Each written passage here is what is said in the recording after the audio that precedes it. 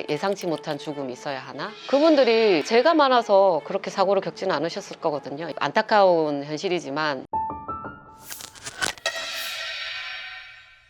선녀님 안녕하세요. 네, 안녕하세요. 오늘은 조금 무거운 주제로 가지고 와봤습니다. 뉴스 보셔서 아시겠지만 이번에 시청역 부근에서 굉장히 안타까운 사고가 발생을 했어요. 어떻게 보면은 내가 알고 피할 수도 없는 그런 죽음인데 징조라도 있었다면은 뭔가 막을 수 있지 않았을까 라는 생각이 들더라고요. 혹시 나에게 다가오는 죽음 혹은 사고를 미리 알아챌 수 있는 징조가 있을까요? 죽음은 예정된 죽음과 예정되지 않은 죽음으로 나뉘는 것 같아요. 아프고 받아들이기 힘든, 예지 안 되는 죽음은 솔직히 알아채기가 힘들다고 봐요. 이유를 한번 떠올려 봤거든요. 왜 예상치 못한 죽음이 있어야 하나? 그분들이 죄가 많아서 그렇게 사고를 겪지는 않으셨을 거거든요. 우리에게는 굉장히 냉정하고 안타까운 현실이지만 지구가 안전하게 돌아가려면 자연 정화 기능이 있는데 옛날에는 천재지변이었고 요즘에는 천재지변도 옛날처럼 자연스럽게 갈 수 없다. 지구 안에서 인간이 잘 먹고 잘 살려면 자연 정화 기능이 작동 발휘될 수밖에 없다. 간자와 옆에 있는 자들은 가슴이 아프겠지만 쓰나미, 토네이도, 허리케인, 대지진, 화산활동과 같은 역할을 인명사고, 인사사고로 대체된 부분이 있다라고 저는 생각합니다. 혹시 그럼 장례식장을 가기 전에 뭔가 조심해야 될 부분 이런 게 있을까요? 우리 몸은 기운 덩어리라 수호가 셀 때가 있고 수호가 약할 때가 있습니다. 근데 그게 약한 날, 일진이 안 좋은 날, 컨디션이 약한 날 이런 날에는 안 가시고 직접적이지 않은 간접적인 인사로 대체하시는 게 좋다고 보고요. 그리고 각자가 믿는 수호신이 있을 겁니다. 하늘이시여, 조상님이시여, 예수님, 성모 마리아님, 부처님, 조상님께 오늘 떠나신 분을 위해 조문 드리러 장례식에 가니까 저를 좀 보호해주세요. 그런 기도도 도움이 되실 거라고 보고요. 가장 중요한 건 그날 당시 내 기분, 내 컨디션, 건강 상태 거기에 집중해서 가고 안 가고를 결정하시는 게 가장 좋다고 생각해요. 그러면 반대로 이제 장례식을 다녀와서 해야 하는 일이라던가 조심해야 될 일이라던가 이런 것들이 있나요? 내 살고자 하는 에너지가 밀릴 수 있다, 스크래치가 올 수가 있다, 그래서 조심하라고 하시는 거고요. 그 다음에 다녀오신 다음에 그러면 다시 삶의 생체 리듬을 다시 되찾으셔야 되잖아요. 그래서 죽음의 기운과 어떤 혼의 기운과 분리를 시켜주는 게 종이에 불을 지펴서 3바퀴 돌린다. 그 다음에 땅바닥에 그 불이 타오르는 그 위를 3번 왔다 갔다 한다. 그 다음에 향불을 몸 주변에 태운다, 소금을 뿌린다, 팥을 뿌린다, 다 적용이 되죠. 만약에 흉상이다 그러면은 몸이나 살에 해당하는 두부를 깬다, 땅바닥에 던진다, 그 다음에 생명 잉태 일보 직전의 상태, 달걀을 몸에 두드려서 내 몸 대신 깬다, 이런 행위로 죽음의 부정, 어둠의 기운을 제낀다, 소멸할 수 있죠. 장례식 하면 진짜 말들이 많아요. 예를 들어서 어떤 친구한테 아버지가 돌아가셔서 장례식장 왔으면 좋겠어 그랬더니 어려울 것 같아, 미안해, 안 가갖고 손절을 했다, 뭐 이런 이야기도 있고, 뭔가 곧 좋은 일이 있어야 돼 뭔가 그런 장례식을 안 가려고 하는 그런 게 뭔가 신빙성이 있는 건가요? 네, 저는 신빙성이 있다라고 판단해요. 장례식은 생의 끝이죠. 그리고 결혼은 삶의 시작이고, 장례식에는 죽음, 마무리, 수렴을 위한 존재들이 대기 중이시고, 결혼을 위해서는 축복, 탄생, 희열, 희망이기 때문에 굉장히 충돌이 일어나는 반대 상황인 거죠. 자, 그러면 죽은 자의 입장에서 보면은 부럽고 나도 거기 가고 싶고, 그 다음에 인도하시는 분들 입장에서 보면은 삐딱선 타거나 억울한 분이 거기에 계시다 그러면 나도 저런 좋은 자리 가고 싶은데, 그래서 서로 운의 파장이나 주파수, 의도, 희망, 결이 틀려서 부딪힐 수 있다. 그래서 안 가시는 게 맞다. 부고 문자를 받았어요. 근데 이제 곧 결혼해요. 어떻게 말을 해야 될까요? 정답을 알려주세요. 베프예요? 아, 베프. 그럴 때는 부모님 파는 게 제일 좋아요.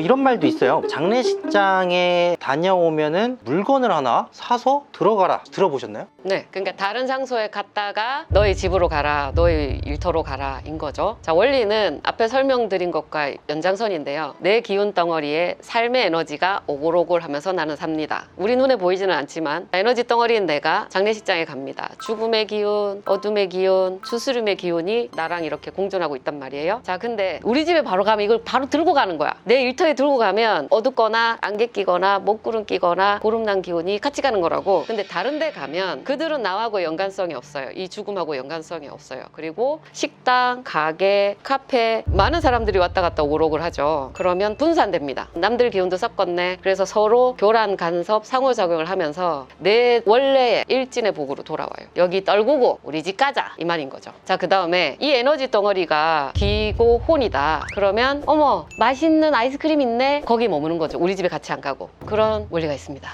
그럼 다음에 그 아이스크림을 사는 사람은 그 귀신 들린 아이스크림을 갖고 먹을 수도 있죠. 어? 너만 아니면 되지. 에? 왜 장례식장에서는 육개장을 먹어요? 내장같이 생겼잖아. 자, 그러면 장례식장 죽음은 사륙의 현장입니다. 늙은 사람이든 애기 동자든 어쨌든 사람이 갈 때에는 내장이 녹고 뼈가 삭고 그런 상황 아니야. 그래서 그 엇비슷한 걸 갖다 놓는 겁니다. 그럼 사실 생의 에너지를 가지고 가시는 분이 저승사자란 말이야. 그들의 역할이에요. 우리한테는 되게 무섭지. 자, 그분들이 즐겨 드시는 게 피고 살이고 근육이고 뼈야. 자, 그런데 우리 망자는 그런 데 건드리지 마시고 어차피 돌아가셨으니까 그 자리에 그런 음식도 놓여있는 게 아닌가. 만두도 그분들이 되게 좋아하시거든요. 왜냐, 껍데기 피부 있지, 고기 살 있지, 그분들이 좋아하시고 그런 겁니다. 저 만두 진짜 좋아하는데. 그것은 이제 음식적인 취향이시고. 그러면 제가 또 궁금한 게 갑자기 생겼는데, 이제 장례식장을 무조건 가야 돼. 근데 내 기운이 바뀌는 게 좀 무서워요. 그런 사람들에게 뭔가 부적 같은 거나 나를 좀 지켜줄 만한 그런 장치라던가 우리 주위변에서 뭐 구할 수 있는 그런 게 있을까요?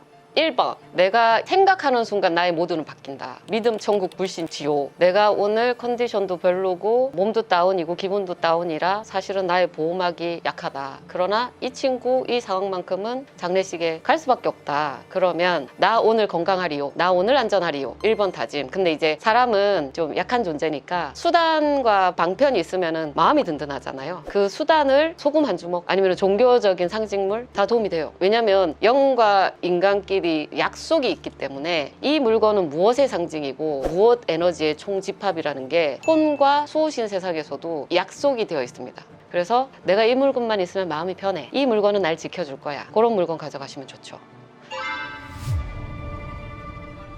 이것도 좀 굉장히 궁금한데, 갑자기 고인이 되신 분은 본인이 죽은지 모르는 경우가 있다고 하는데. 맞습니다.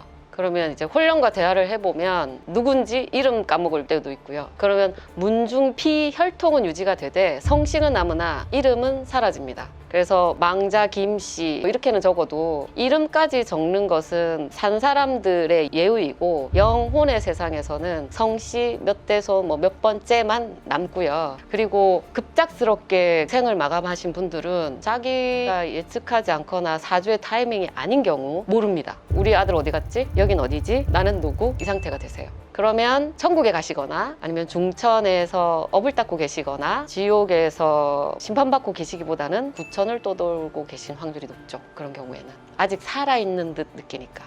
사람이 죽고 나서 사랑하는 사람을 너무 보고 싶으면 잠깐 동안 흰나비로 환생해서 곁을 맴돌고 간다는 이야기가 있는데 리얼인가요? 그랬으면 좋겠다이지 정말 현실은 아닌 것 같고요. 그 다음에 생태계가 파괴되지 않고 지구가 온전한 상태로 자연 환경이 파괴되지 않은 깔끔한 상황이면 그 기운이 형상화돼서 나비로 오고 꽃으로 오고 강아지로 올 수 있겠지만, 요즘에 오존층도 파괴되고 물도 많이 더럽혀지고 빙하는 녹고 있고 기온 이상 현상이 이렇게나 많은 이 시국에 그런 자연 현상이 현실로 드러나기는 힘들다고 봐요. 호랑이 담배 피던 시절에는 그랬다.